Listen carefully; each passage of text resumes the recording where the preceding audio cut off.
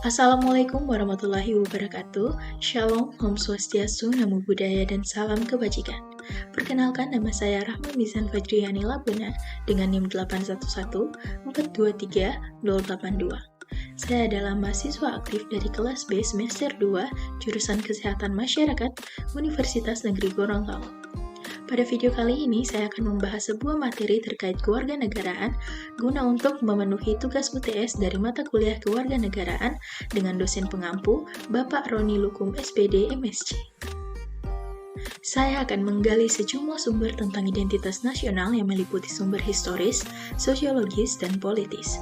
Dengan menggali sumber-sumber identitas nasional, kita dapat menjawab pertanyaan seperti, benarkah identitas nasional itu menjadi salah satu determinan dalam pembangunan bangsa dan karakter?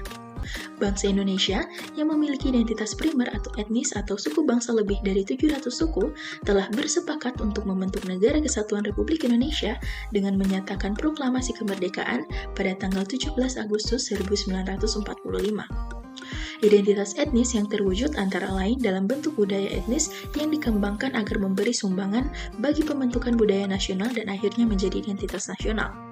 Menurut sumber legal formal, 4 identitas nasional pertama meliputi bendera, bahasa, dan lambang negara serta lagu kebangsaan. Langsung saja kita ke pembahasan lebih lanjut mengenai identitas nasional. Yang pertama ada bendera negara Sang Merah Putih. Ketentuan tentang bendera negara diatur dalam Undang-Undang Nomor 24 Tahun 2009 mulai pasal 4 sampai pasal 24. Bendera warna merah putih dikibarkan pertama kali pada tanggal 17 Agustus 1945, namun telah ditunjukkan pada peristiwa Sumpah Pemuda tahun 1928. Bendera negara yang dikibarkan pada Proklamasi Kemerdekaan Bangsa Indonesia tanggal 17 Agustus 1945 di Jalan Pegangsaan Timur nomor 56 Jakarta disebut bendera Pusaka Sangsaka Merah Putih. Bendera Pusaka Sangsaka Merah Putih saat ini disimpan dan dipelihara di Monumen Nasional Jakarta. Yang kedua ada bahasa negara bahasa Indonesia. Ketentuan tentang bahasa negara diatur dalam Undang-Undang Nomor 24 Tahun 2009 mulai pasal 25 sampai pasal 45. Bahasa Indonesia sebagai bahasa negara merupakan hasil kesepakatan para pendiri NKRI.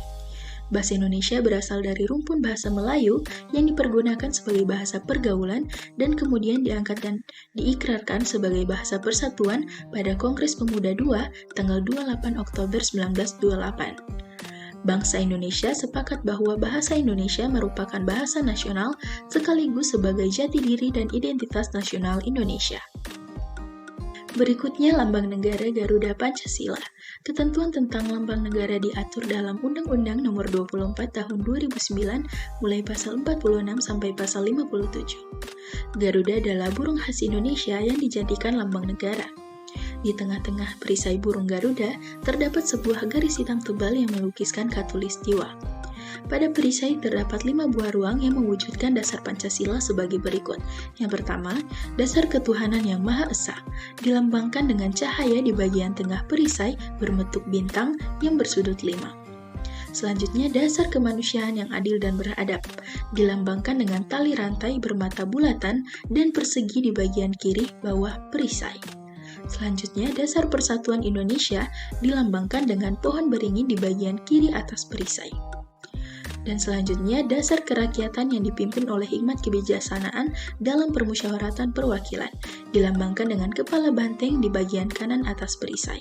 Dan yang terakhir, dasar keadilan sosial bagi seluruh rakyat Indonesia, dilambangkan dengan kapas dan padi di bagian kanan atas perisai.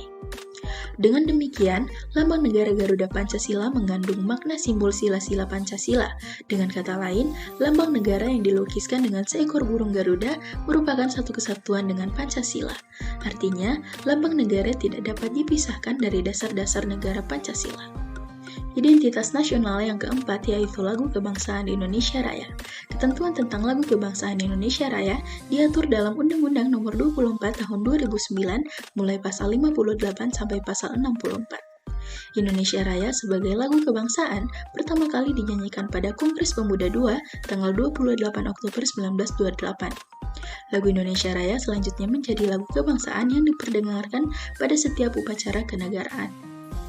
Identitas nasional yang kelima yaitu semboyan negara Bhinneka Tunggal Ika. Bhinneka Tunggal Ika artinya berbeda-beda tetapi tetap satu jua. Semboyan ini dirumuskan oleh para The Founding Fathers mengacu pada 42 kondisi masyarakat Indonesia yang sangat pluralis yang dinamakan oleh Herbert Faith, seorang Indonesianis yang menyatakan bahwa Indonesia sebagai mosaic society. Seperti halnya sebuah lukisan mozaik yang beraneka warna namun karena tersusun dengan baik, maka keanekaragaman tersebut dapat membentuk keindahan sehingga dapat dinikmati oleh siapapun yang melihatnya.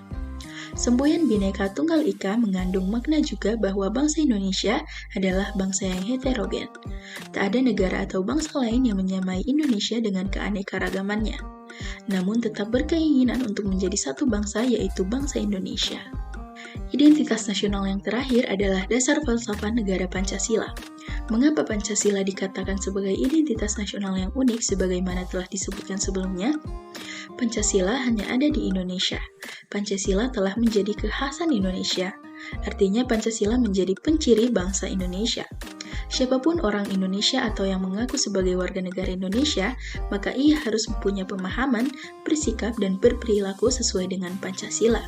Dengan kata lain, Pancasila sebagai identitas nasional memiliki makna bahwa seluruh rakyat Indonesia seyogianya menjadikan Pancasila sebagai landasan berpikir, bersikap, dan berperilaku dalam kehidupan sehari-hari.